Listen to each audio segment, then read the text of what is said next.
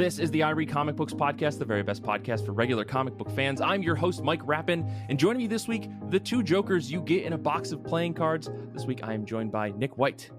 Aren't there usually four? Let's not get into the specifics, Nick. That's okay. Okay. And our very special guest for this episode, Ice Cream Man artist, contributor to the Totally Not a Cult zine that we put out earlier this year, the one and only Martin Morazzo. Hi, how are you doing? Thank you so much for joining this week. We are super pumped to talk comic books with you. And I guess for the folks at home who maybe don't know who you are and what you do, Martin, could you tell us a little bit about yourself and what you've been working on recently? Okay, well, my name is Martin Morazzo. I'm an Argentinian comic book artist. I've been working on Ice Cream Man for like 6-7 years already.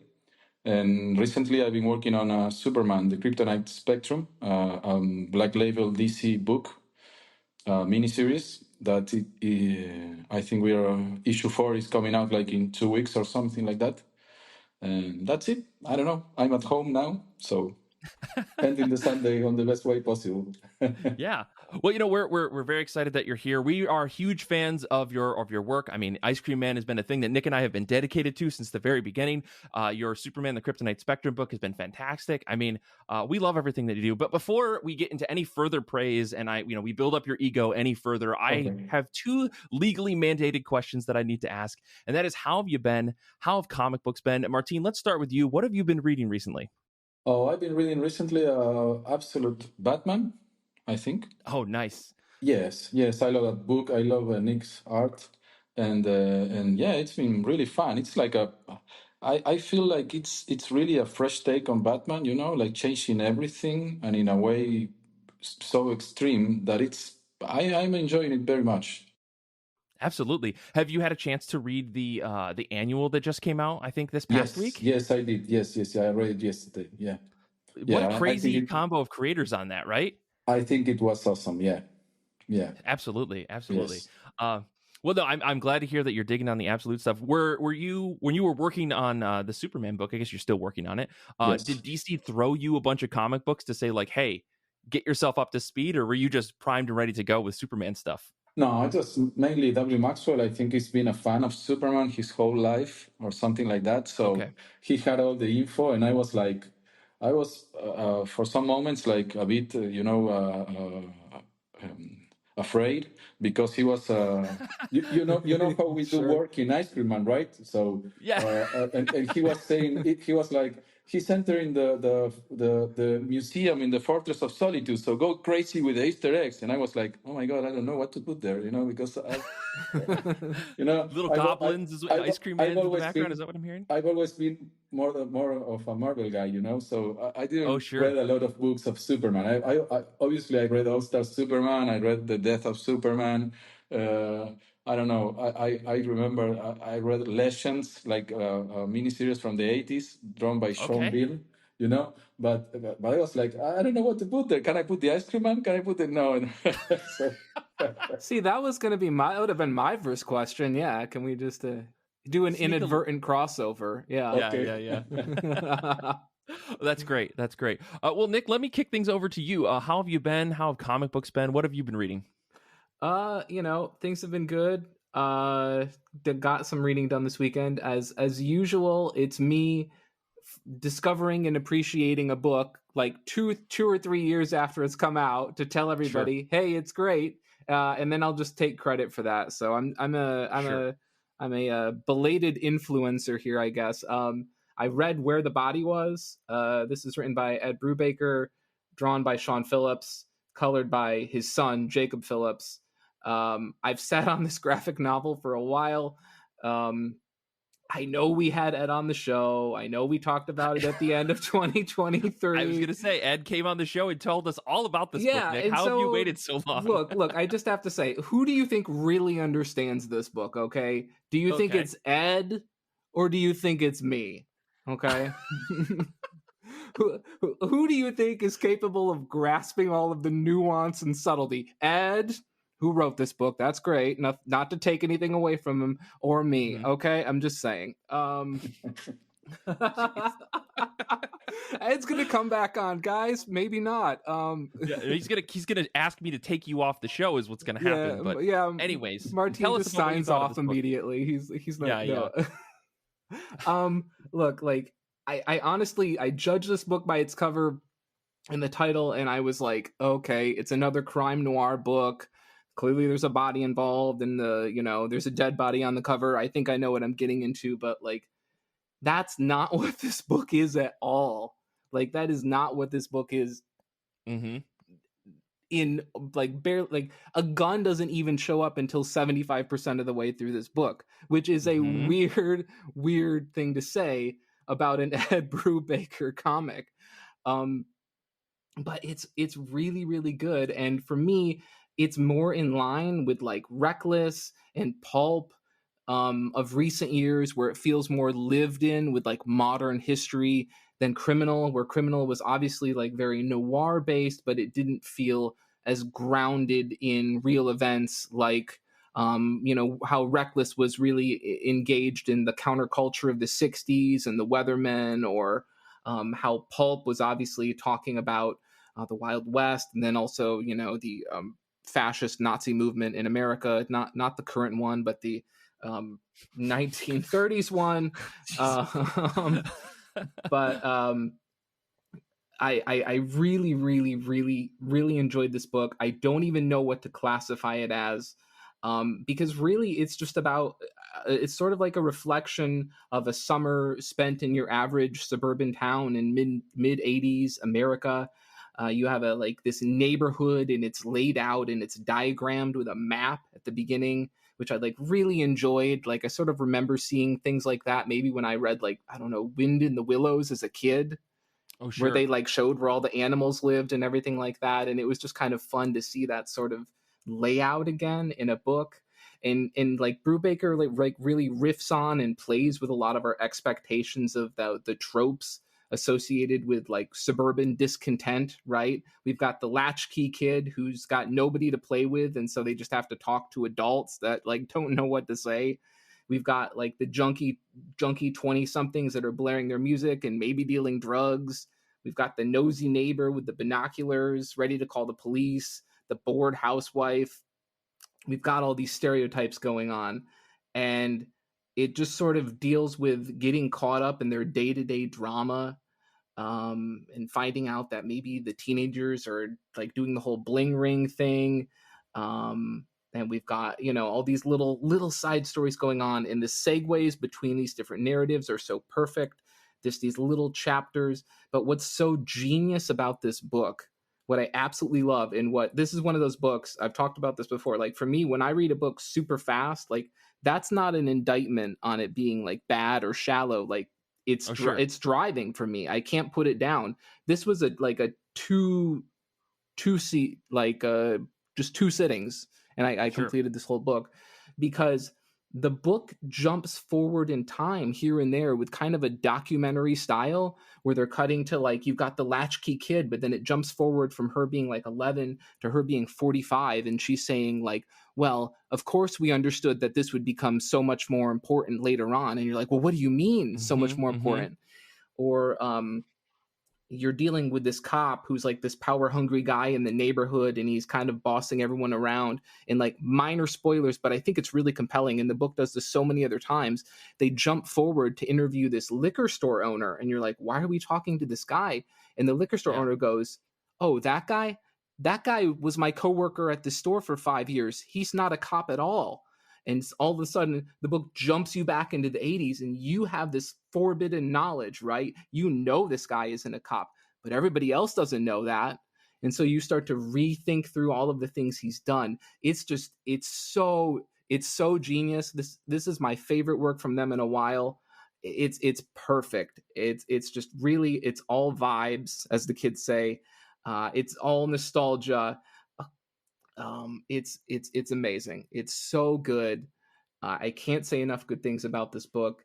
And again, you got Jacob Phillips, you got Sean Phillips. When they work together, it's unbeatable. Jacob coloring Sean's work is some of the best I've seen. I really love how this book has this sort of green and yellow kind of pastel palette for the neighborhood, sort of the unrelenting sunshine that just is blinding everything. And then when it shifts to like the bar, or when it shifts to the liquor store, it brings in these hard blues and these hard reds that almost sort of insinuate like, now we're in a dangerous place. This could go anywhere. Like, this is, this could be anything. Yeah. And this idea of, you start to forget that, like, oh my gosh, like, what's the title of this book again? Oh, it's Where the Body Was. Well, what's going on?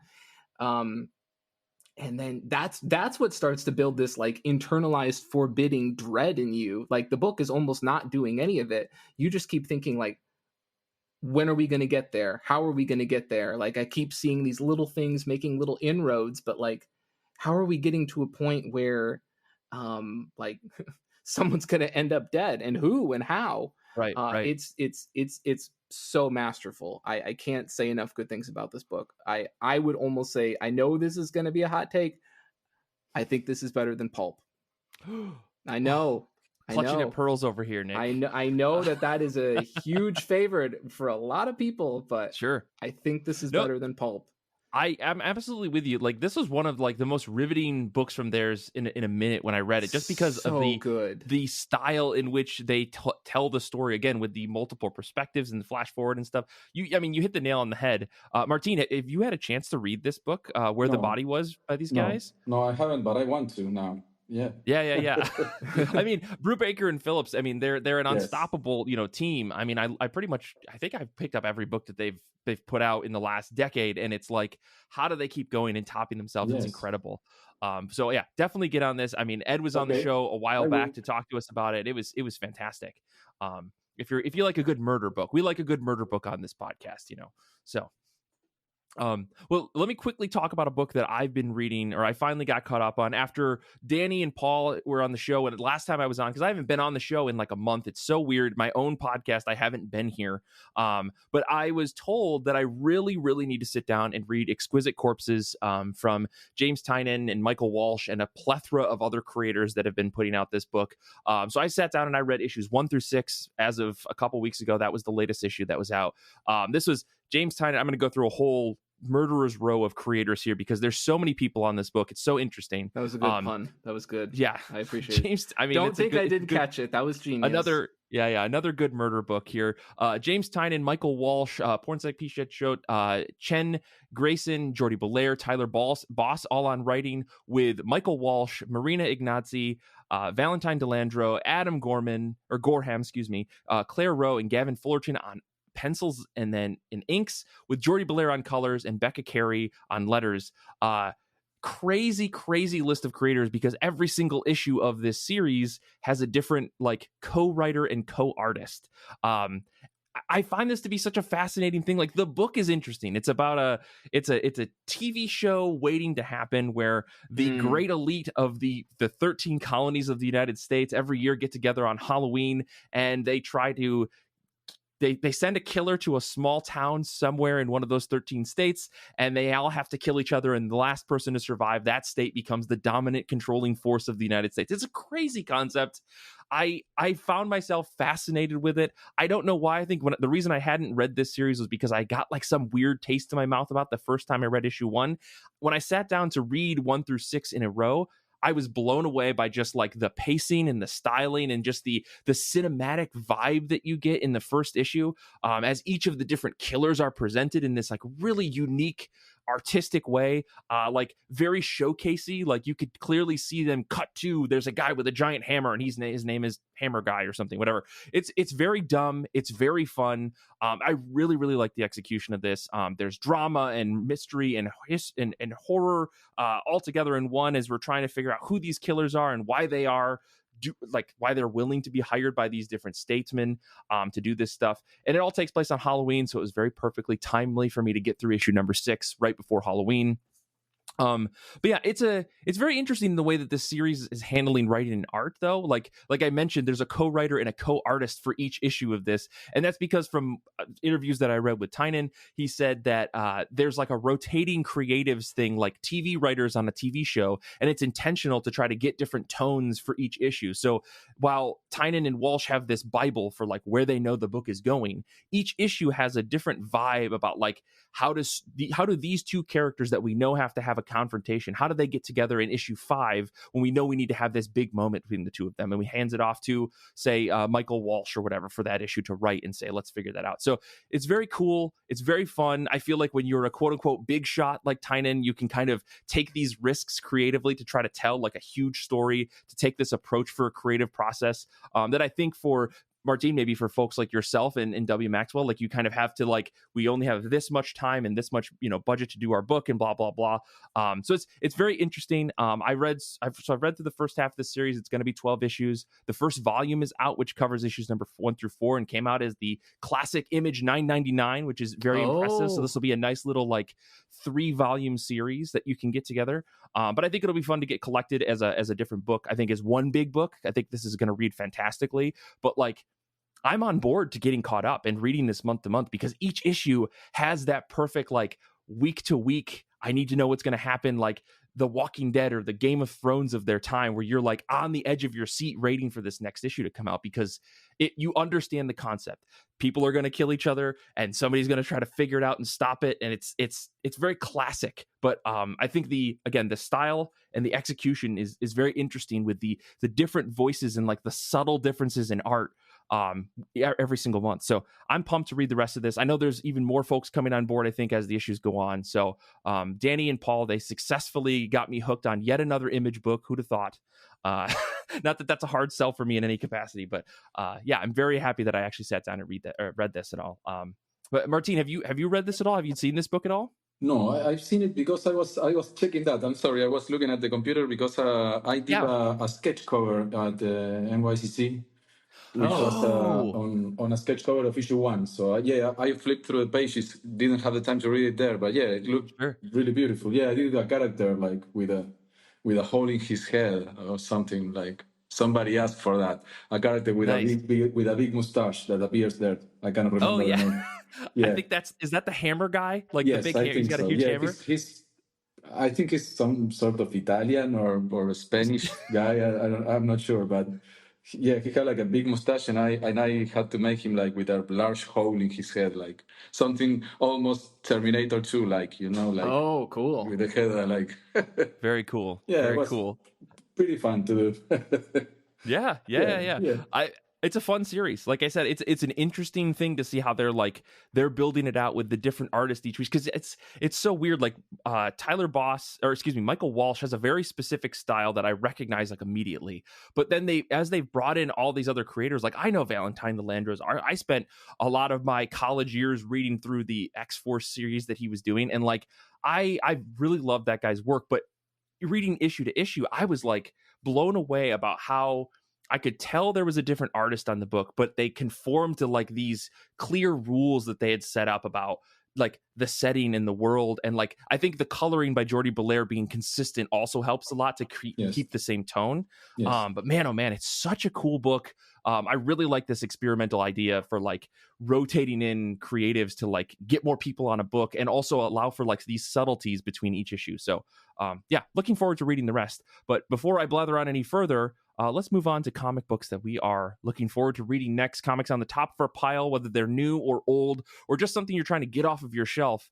I'd be curious to know, Martin, what are you looking forward to reading next?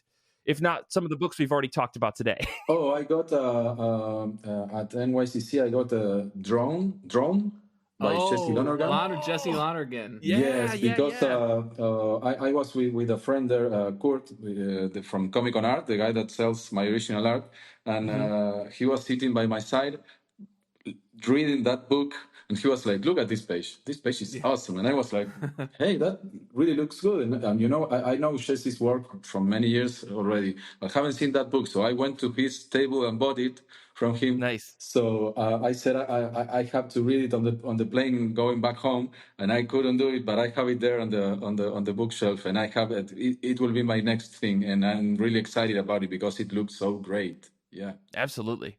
Yes. Yeah, I Have I you bought read 2 it? copies. So we had Jesse on the show right before the book came out, and it was such a pleasure. He gave us a copy in advance. I bought it twice because I bought it once from my comic shop, and then I also bought it from him at the show because I was like, I gotta, I didn't bring my hardcover with me because I couldn't bring it with me. But yeah, it's such a fantastic read. I think did you read his book Hedra way back when? Was it the one on newspaper, like printed on newspaper? No, I remember No, one of it's him like printed on newspaper. I think at some con or something. he might have done a version of that on newspaper. It's like a kind of an oversized single issue about yeah. Yes, So yes, I think feel so. like if you liked Hedra, this book goes even further with like some of the way that he does his panel work in that book. It's so good. It's so recognizable, right? You see it and say, okay, instantly. Obviously it's just like yours, Martin. By the way, yeah. Yours. To your credit, your art is instantly recognizable too. Probably, yeah. No, it's true. Who's that awful artist? Oh yeah, it's no, those eyes, yeah. No, I think you're gonna have a great time with that. I really enjoyed it. I told Jesse I probably need to read it again just because I flew through it when I read it before the show when we talked to him. But it definitely deserves like sinking in. I've seen panels and stuff that other people have posted online. I'm just like, man, what a good looking book. So I'm excited for you to read that next because it's awesome. A good one. Thank you. Well, Nick, what about you? What is on the top of your pile? Ooh, got a heavy one. Got a heavy book here. Okay. Here's another one people told me to read for a while, and I finally started, and I'm nearly caught up. And I mean, I'm glad people asked me to read this, but like, I feel like if you read the collected volume of Assorted Crisis Events, like that should be considered a controlled substance in America. Like that should be that should be in a glass case with a lock, and you have to fill out like a bunch of paperwork to be allowed to like take it home. Like it's right there with the cough medicine, like right back there. My God. Oh God. What a, I can only take this book one issue at a time because it's just tough. It's tough, man. And I mean that in the best way possible. I mean, much like Ice Cream Man for me, I think Assorted Crisis Events is not afraid to tackle modern issues that are going on in society.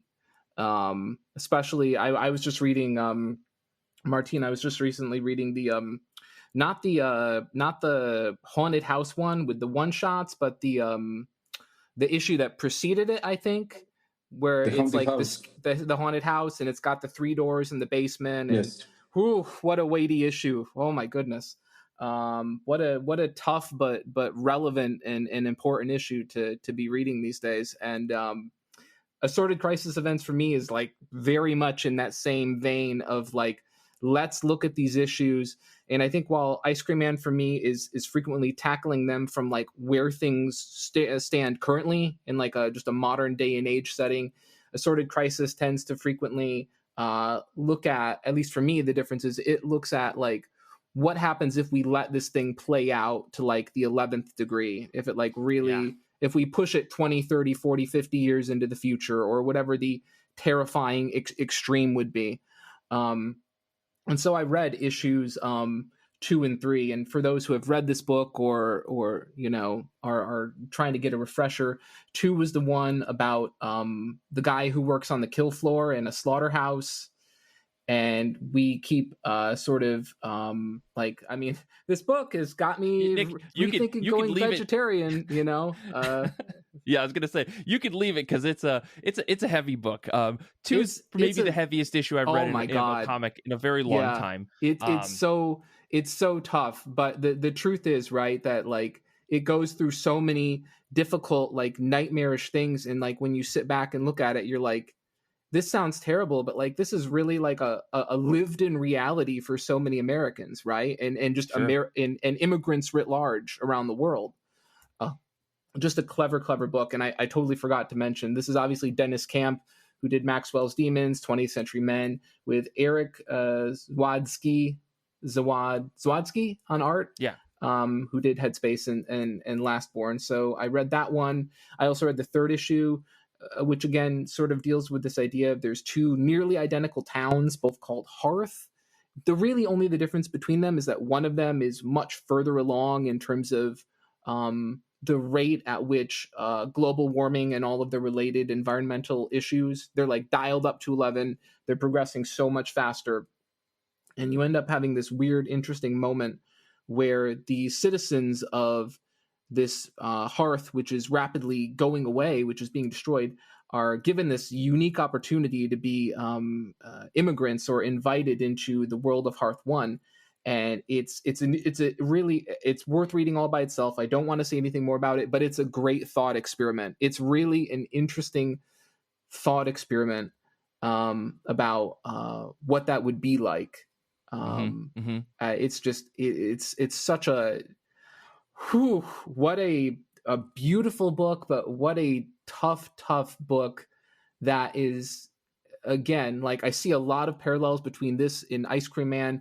You've got like these little crossover moments, right? Because the time traveling guy with the cardboard in his hands, the homeless unhoused guy, he keeps showing up in some of the different issues, and he's clearly got this throughway throughout the book in the same way that like Caleb and Ricardus weave their way in and out of the issues, and we're always kind of looking for them and seeing like what kind of trajectory they're on, right? Yeah. So like I see this in Ice Cream Man as very much in like the same camp, and that's a testament to the quality of both books. I mean, listen, I feel like Assorted Crisis events could run because Ice Cream Man walked, right? Like, yeah. we've talked on this show for a really long time about like how much we truly love anthologies, and I feel like there is definitely like a mixed bag out there of like what of books in general. But yeah, go ahead, Martin. Oh, Dennis and W. Maxwell has been friends for many years. They're really good friends. And also, I did a variant cover for issue 3 of 8. Yeah. No, and that's the thing. I think like we're happy to see on this show, especially like the growth of these types of books. And it's like anthologies have been out for forever, but they've definitely waned over. Like if you look 10 years back, they've waned significantly. But then we get the success of a book like Ice Cream Man, which leads to something like Assorted Crisis events. We see Twilight Zone comes back. Twilight Zone. We've got the Oni Press doing the EC comics and stuff like that. Like I did a cover for Twilight Zone too, but cannot show it yet. I was gonna say, could we do an exclusive? Okay. No, and we really love that stuff. I mean, Nick, I'm glad to hear that you got on board with Assorted Crisis events now, because I think it's like, as far as I know, Dennis has said that he wants this book to go on forever. Just like we look at Ice Cream Man and we're like, where's the end? And it's like, there can be no end. We hope there's no end. It's very exciting stuff. This book needs like a 30-day BetterHelp promotion with this like at least 5 therapy sessions guaranteed when you read this book. My God. Listen, man. I find it cathartic. I find this book to be very cathartic because I think that Dennis and his team, they're really hammering on stuff in that book. So I love it just because, and we won't get on the soapbox, but it makes me mad all the time. I hate it whenever people go, comic books are supposed to be escapist, it's just supposed to be fun, this is supposed to be me having a good time, so forget about all the other stuff. And it's like, okay, it's just weird, right? Because you don't have people getting up and going, novels are supposed to be escapist, or right? It's like people go, oh, comic books are supposed to be escapist, but other media, I don't know, it just makes me so mad. I go exactly the opposite. Like everybody is like excited because the Mortal Coil Shuffle, the next issue of Ice Cream Man, which is a special one because it's a deck of cards, it's coming out next week, right? So I'm telling everybody, okay, you wait to read it till you're feeling really well, you're like happy or something like that, and read it then, because it's really depressing. And it's like so it's exactly the opposite. It will leave you depressed after reading it, so please you have to be like over the top to read, and then fall a little bit. Wait till your birthday party, right? Wait till your birthday party. Right. Wait till it's done, and then your 50th anniversary, and then immediately pick up Ice Cream Man. Yeah. Yes, in fact, the first person I received feedback from was it's Eric, which he works at a store called For Color Fantasies, and we become friends through the years of publishing Ice Cream Man mostly. And he's a real a fan of Ice Cream Man, and he sent me a picture with a box, with the cards inside, and he said, "I'm gonna read. Okay, okay. Are you feeling okay? Because if you're a little depressed." No, I'm okay. I'm okay. And he replied like an hour after. He said like, "It was so great, but fuck, what it was terrible." Yeah, that's us when we read Ice Cream Man. I'm sorry. No, it was awesome, but yeah. Okay. I'm so excited. I have questions about that issue in a short moment. But let me talk about a book that I'm reading, and then we'll get into things. I should say shout out to our buddy Danny, who is proof listening today. Danny's going to be reading Ice Cream Man, the Mortal Coil Shuffle card set special #1 next. Oh my gosh, Danny! What a coincidence! That's so Wink. exciting. What a coincidence! What a coincidence! But I will be reading this book that just came in the mail yesterday for me. It's called A Star Called the Sun. Okay. It's this beautiful little hardcover book that I backed on Kickstarter by Simon Roy with Sergei Nazarov and Drew Shields. It's like a little anthology book full of like 7 stories where I think Roy is just kind of exploring interesting, cool drawings and then putting worlds to them. The cover drew me in. It's got this weird, crazy little crab monster person. I don't know what that is. But this book is like, it's super high quality. Roy's art is fantastic. I read a previous book that he did called Grizz Grobus that was published by Image, originally a Kickstarter as well. It had kind of like a fun action adventure sci-fi feel to it, a more of a straightforward narrative. But like to see that guy who was doing these beautifully detailed and heavily like beautifully colored pages kind of experiment made me really, really excited to check out this book. And it turns out like we've got like gold line pages and stuff gilding in this thing. Like this is very high quality. I forgot that I also got like a cool drawing that came with mine. So like, great. Very nice. But yeah, it's really, really cool. I don't know what to expect. Like some of this book is just like, let's think about machines, and like for the folks that are watching the video on Patreon, you can see I'm kind of showing some pages here, but then otherwise it's like, let's go like super heavy in like cool colors and art and stuff. So, very cool. Looking forward to just digging into this like slowly over the next couple days, just to read each bit by bit. But yeah, very excited, and I love backing stuff on Kickstarter. I can't get over it. But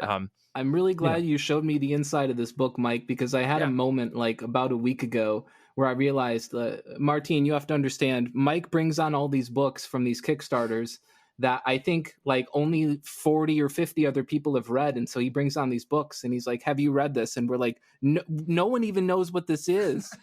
And I was thinking last week, I was like, what if you've just been fucking with us and you've like got the cover, but if we like make you open it up, it's just all blank pages and you're just completely messy. So I'm glad you showed us the inside because I was going to ask, man, like that's awesome. You think he's pretending all the time? Yeah. He's trying to like be the ultimate influencer, ultimate insider, Yeah. I'm a super hipster in that I'm talking about comics that no one's literally ever heard of because I made them up. You're like, have you ever heard of it? No. Have you read it? I haven't either, and I'm never going to. And then you light it on fire, like live stream, and then just destroy it. Yes, like I like to read it. Where do you get it? No, it's a Kickstarter, but it's already done. This is the only one. And then you just eat it. You just eat it page by page on the show. Exactly. That's what this show's going to turn into after episode 500. It's just going to be me destroying comics live on Twitch. But until then, we are here. There are already people doing that, Mike. Unfortunately, true. Martin, we brought you on the show to talk about stuff in comics. I mean, you've been working on this book, Ice Cream Man, for a really long time. Like, as I said, we've been huge fans of it.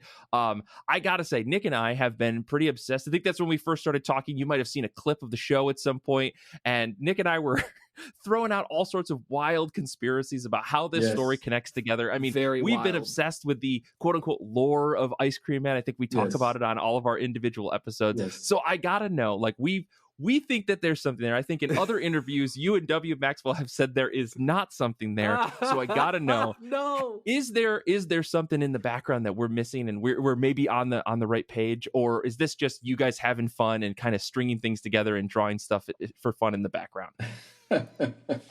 It's more the second one than the first one.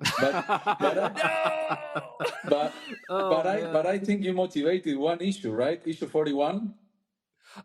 I mean, When the Asian says, "Hold, wait a minute," and he looks at the cigarettes and the milk and the ice cream and everything is made, Right. like it's Yeah. right. So yeah, we play a little bit with that idea, but I love it. I love to hear that. I mean, but it is mostly me putting ICM wherever I want. I remember Sure. there was a meme. How do you say it in English? A meme?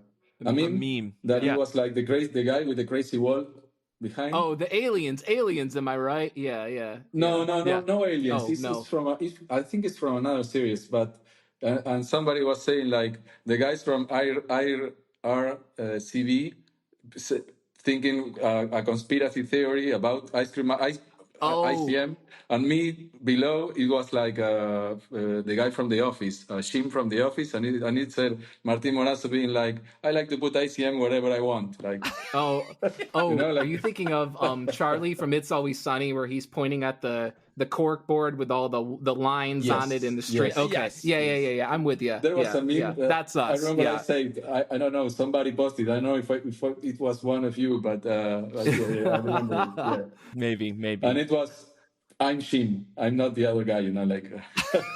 It's like that's okay. Listen, I think despite that, Nick and I are going to still continue to try to draw things together because, quite frankly, it's very fun to see what makes it to each issue and what doesn't. You know? Yeah. But wait a minute. Don't get me wrong. We do it like thinking about it, and we enjoy doing it and all of it. But there is no like a larger plan on behind. That you don't get to see, but we are planning something. It's like.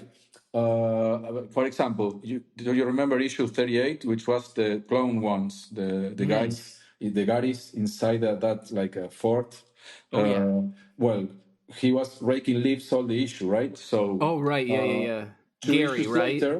Two issues later, when we had the ending of the compression in a wreck, there is a scene where the guy that survives, I don't know, I don't want to spoil it to anybody, but the guy that survives the truck, the guy that went with the truck driver, Central Park?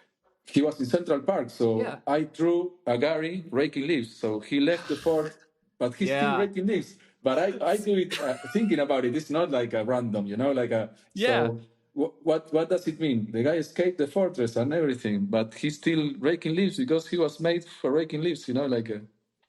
We loved that. We loved that. That was great. Nick and I, very big fans of that. Oh yeah. Yes. And we appreciate the hidden IRCB, in the issues and stuff. That's very kind of you. All of the times I did it, right? I mean, yes. It's like been 15 times already, more or less. Listen, you told me, okay, when I met you at New York City Comic Con, I think it was last year, and you said, did you find the hidden IRCB? Nick and I were talking. I immediately messaged him, and Nick started combing through every single issue because we didn't know at first, and then we figured out which issue it was, and now it's 2 issues already. Yeah. Okay. It's the we computer, have eagle-eyes, and it's the marquee sign. Yeah. Yes. The marquee sign, and behind like a computer, one of the cameras on the where the USB ports or whatever. Yeah. Listen, we are combing through your issues like in detectives now. Okay. No lore will go unfounded by the IRCB crew. Uh-oh. Anyways. Sorry, not to put any pressure on it. I just Nick, you get some questions for Martin. Otherwise, I'm going to keep rambling about this thing. Yeah. I think one of them for me would be like, is there an issue or a page for you that still stands out as maybe the hardest or the most time consuming, or maybe one where like you message W. Maxwell Prince and you're like, are you sure you want to do this? Is there one that stands out that was like gives you like sweats in your dreams? Like for being weird? For being weird or time consuming, or just technically a pain in the ass, No, a pain in the ass. No, I don't think so. I've been enjoying. It's like it's so changing Ice Cream Man that I cannot complain. Like every time we read one of these issues that has something weird in terms of storytelling or format, it's like I enjoy it very much. And then when we go back to a regular issue, I said, oh, this is awesome. It's a regular one, like I have to do the panels like we did on the first ones, for example. So I enjoy that. But I remember that being I think the weirdest page was on issue 37, the one of the whale. I think it is, yes. I was just going to ask about that one. Yes, and it's the guy with the corpse of his daughter inside a bathtub being thrown out of a whale. And it's so weird. And W. Maxwell, he was so surprised because it was exactly what he thought about it, what I drew, that he keeps the original art of it. It's like he was like, wow, man, you will follow me whenever I go, like it's so crazy and so weird. But yeah, I think that was the weirdest, and the toughest was issue 18, I think it is, the one of the old man at the hospital with the little gremlin like touching him and erasing the memories. That was to cry for. I think I didn't cry with that one, but it was so terrible. And then the one I cried with was reading the script already. So it was issue 31, the one that is a scale, that is the father having a little baby. You follow the story, and then the narrator changes, and the daughter tells the story until the father dies, and it was like. I remember it, and I'm like feeling how do you say the skin? It's like goosebumps. Goosebumps. Yeah, getting and goosebumps. It's like I don't know, because I'm a father of 3 girls, so it's like thinking about that is like, oh my god. When I was like, you cannot make me draw this, come on, and it's so sad. I was gonna say you should ask him for hazard pay. Yeah. Yes, it's even there is like a shark attack in that issue at one point, and it was like relieving drawing the shark attack because it was so. Oh God! It was oh yeah, some classic horror, a shark eating a guy. What a break! What a break from things. Yes. Oh yes. man! Today is the relaxed day, But I don't know. I drew so many weird things with Ice Cream Man that. Well, this the Mortal Kombat Shuffle. The name says it all, right? But it's been a tough one too. But it was so weird because I had to draw like this magic cards, so it was like a different format. There were no pages, no layouts. It's like but it's dense too. But then I don't know. It's been a wild ride so far, and we keep going. And right now I'm drawing the last issue of Superman, and it's I can swear on W. Maxwell because of this one, because I've been drawing like too many characters on scene. Like it's I have like a spread, a double page spread right now, and it's like, I don't know. My God. But it's okay. Yeah. I will do it tomorrow. Yeah, sure. I mean, to go back to the Mortal Coil Shuffle, I mean, like, that's like what, 30 some individual cards that you guys are doing for that? 55. Oh, it's 55. Okay, I thought it was much more. So what was the approach for that? You said there was no pages and things like that, but like, are you? I guess like how did you guys script that book and put it together? Like, how did you get it from W. Maxwell, and then how did you approach drawing each of the cards? Well, it's all W. Maxwell. Like, I know I've been saying this for many years now, but he's brilliant. He has these crazy ideas, and he plan it all. He figures it out how to make it work. I'm just drawing it, like somehow. It's, I don't want to like diminish me or something, but it's the ideas are brilliant, It's and he does this guide, like he says, card number 1. It's a drawing of a house with a, I don't know, with a kid on the door. Okay, and then it goes to text. So he did it all for this issue, and it's really awesome to. I didn't receive the comps yet, but I read the PDF of course, and it reads so well, and it's fun because you're turning like the cards and going from one to the other, and you follow the story like that. And there are many, for people knowing, like magic cards, or I don't know, like Pokemon, or Sure. it's really fun because we are playing with that kind of stuff. It's like I don't know. There is this happens like on the first card, right? But it's a couple splitting with a son, right? So the second one says "Liver of the Hearth," and it's the dad with a U-Haul like van going out of a place, and says you have to cry 100 crocodile tears. You have to change the locks, change the code from the opening garage, and like it's like you're playing and giving instructions like in magic cards, like turn this and that, and so it's really really really fun. Cool. And Rick's in it, so it's awesome. Always, every time he appears, I celebrate it. Yeah. Absolutely. This is maybe a bit too far beyond things, but like I'm curious, how are they going to print that in the collections in the future, or is this not going to be collected? No, it's this is a special one, so it's not going to be collected. Okay, so all you collectors out there, you better go get your deck of cards from your local shops. Yeah. We let people know about this in the press release. It's not going to be collected, and it's not going to be reprinted. Yeah. That's very exciting.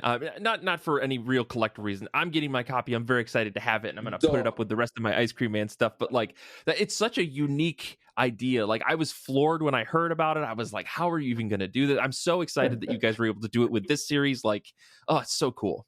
We're just messing with collectors, because they're gonna have like a box. Do it, but it's okay. But that's it's not that we don't have a word, but if the response, let's say, it's too big and many people are asking for, we probably can reprint another one, like a second printing. It's not the original idea, but if demand is too high, it's like we may print some more. I don't know. And that's fine, right? Because the first edition people will always be able to flex on the second edition people, right?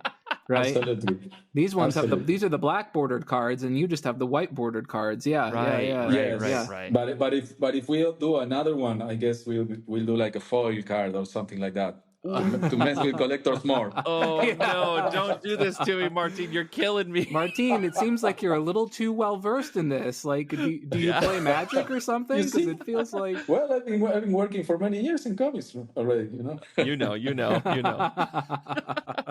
You gotta take care of everything at Image Comics, like it's He's gonna start polybagging some of the cards, Oh boy, don't even Nick, don't even bring that up. Oh my gosh, the polybagging stuff is going crazy right now. Maybe we'll pin that in and maybe talk about it in the post show. But I am curious, like, so you're talking about some of the nastier stuff, some of the harder stuff that you're drawing, but you said there's never been anything too weird. But when you are looking at some of the nastier or more grandiose imagery in Ice Cream Man, or even in this Kryptonite Spectrum book, are there any works of art or comics or movies or other things you kind of turn to for like inspiration on anything? While drawing Superman, you said? Either Superman or Ice Cream Man is like, if you're trying to find something real scary or fun. No, I don't like scary movies. Okay. Oh, interesting. Interesting. I've seen a lot, but I don't like them too much. Okay. And to me, it's like roller coasters, which I really hate, because I was like, when I was a little kid, I hate them. Then when I was like 12, I said, I'm going to try them again to see. I hate them. Then at 18, I said, come on, I'm a grown-up now. I can go to a roller coaster. And I hated it again. And like at 30, I did it again. It's like I don't learn. But so scary movies, somehow I like that for me, like, let's watch The Exorcist again. It cannot be that scary, and I like have a maybe it'll turn out different this time. Yeah. Yeah. And it happened to me with The Shining, for example. Last time I saw it, like a couple of years ago, but that time I really enjoyed like the aesthetic of the movie. Like I didn't quite remember the scene in the bathroom, for example. Yeah. The one with the previous like hotel administrator who killed his family. Remember that one? Right. Not the Yeah, one yeah, with the yeah. bathtub. I mean the other one with the urinals. You know, like I see. Okay. yes. So I enjoyed it and didn't thought was that scary somehow because but it happened to me with The Exorcist and I had a hard time, but I didn't, I didn't enjoy it. But yeah, I don't. With Superman, for example, like trying to get in the mood for doing a Superman book because when I was younger, I really dreamt about drawing superheroes. When I started my career, like that kind of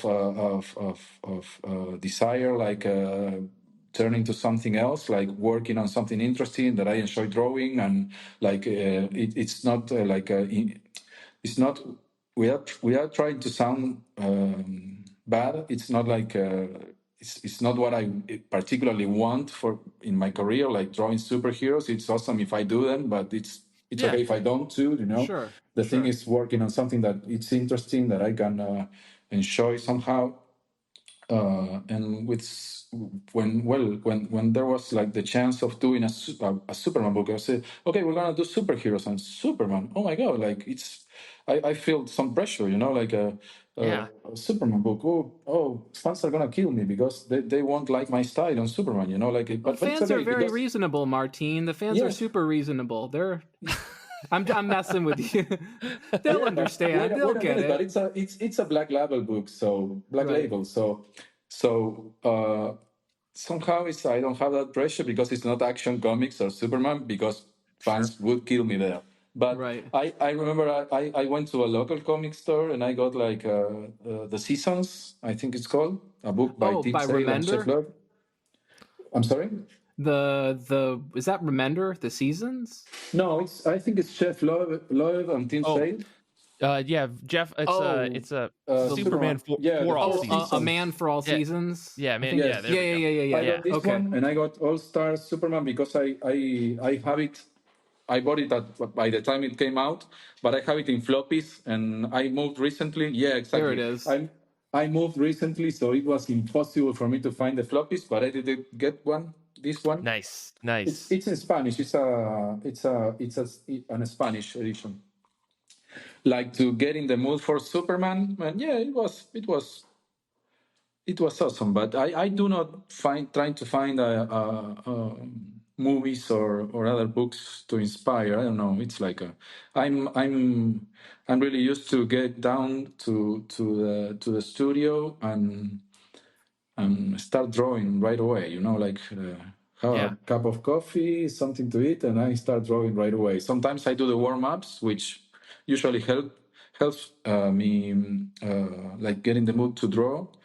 Especially when I have like pages that are difficult to approach or to do, like I have to draw this page and it's so difficult because the characters move from here to there and it's like it's somehow troubling to me. So those times probably I do like a warm up and I like try to like enjoy drawing something else and then go into the page and try to solve it. Gotcha.